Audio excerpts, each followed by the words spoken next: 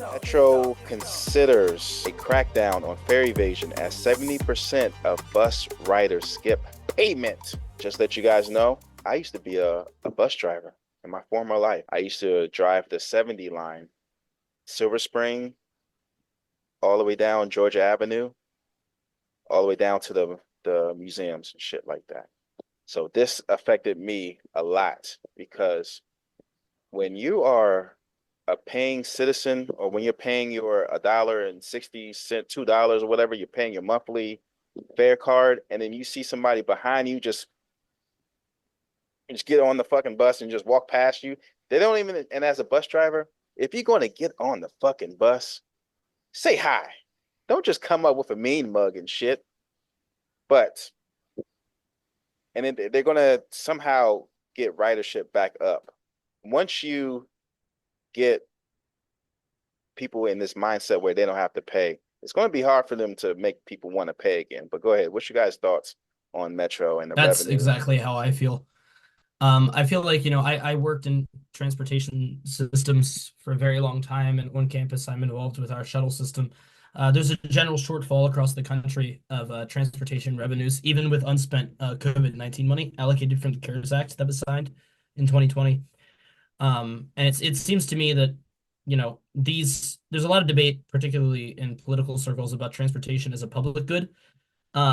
And I know that that fuels a lot of the discussion about whether or not fares should be there. But at the end of the day, the money has to come from somewhere. And if you're not getting it from ridership, you're getting it through auxiliary taxes or and it depends on how the fee model is broken up, right? But the state of Maryland is experiencing massive deficit cuts to its transportation systems to the level that I think the legislature here in Annapolis is going to have to raise taxes to pay for it. And for some reason, our governor decided not to do that in the previous term. Um, but I think that, Your boy. you know, there are rules to pay for. There are rules, and if you're using a good, you should pay for it. I rode the metro many semesters going back and forth between DC and College Park. I was working in Congress for an entire year.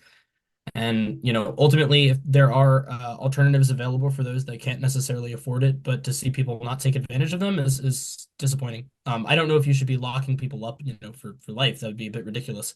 But at a point, you have to establish that there are rules to follow, especially because the issues just compound.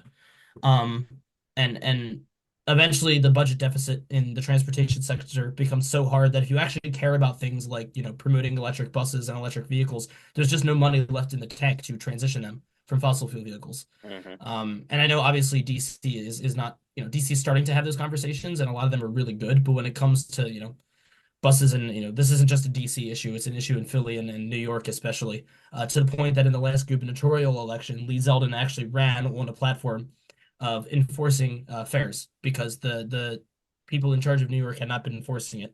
And it was kind of like a one issue campaign that he ran on this very issue, and he came within striking distance of winning the governorship in 2022, which then had down ballot effects for Republicans. So this is an issue that, like, for me, there's a clear right and wrong on. The government has a role to provide alternatives for those who can't afford the fares, but I'm kind of glad to see DC cracking down on it in some way, because I think you need to begin to establish some level of normalcy inside the system. And then down the road, we can have conversations about, how do we make the transportation system more sustainable? I'll sort of paint this in a different lens. I mean, there's sort of this like basic sort of social contract aspect that as members of this a society, we all agree to follow the same rules, paying, this paying your way for the same service is part of that. Um, but from another aspect, Metro Bus serves a very different role than Metro Rail. Metro Rail is usually commuters. Metro Bus is the webbing that connects neighborhoods in a way that, if not available, would be extremely harmful to residents that have no other means. Um, and so if we look at this, there are residents who can and should absolutely pay. That's not all 70%, that's a big chunk of them. But part of my concern is the massive economic consequences if ridership drops 20, 30%, right?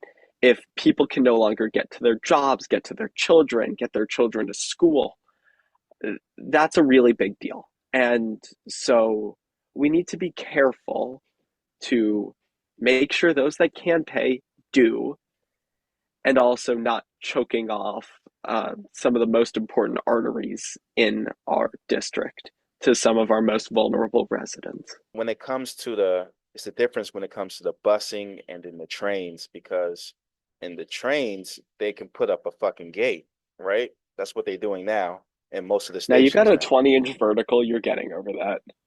If you're in the Olympics, yeah. Well, but on the bus, you can't really find policemen. What do you expect? A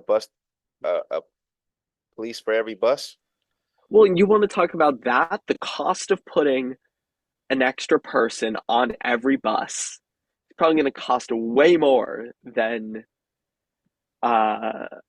than the fares you're getting in return. Once people know they don't have to pay, they ain't gonna pay.